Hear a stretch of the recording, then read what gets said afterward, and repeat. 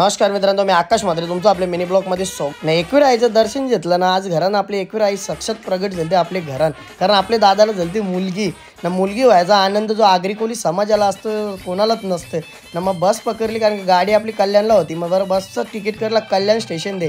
Ticket करला ना, सीटो बसलो ना भाई. बसमध्ये बघता तर बसला संद्रूप, तुला कौशा बसला संद्रूप दिला ना भाई. बसवाल्याने अशी सुसाट बस मरली बरं झे लवकर ना. मग भैयाच्या बाजूला बसलो, ज्याच्या अंगावर राहायचं त्याला जो वास ना भाई. बसमध्ये बायका जिथं जातील तिथं जापतीलच जाम. मग कल्याणला उतरलो ना. आता अर्धे रस्त्याला आपल्याला रिक्षा करायला लागेल.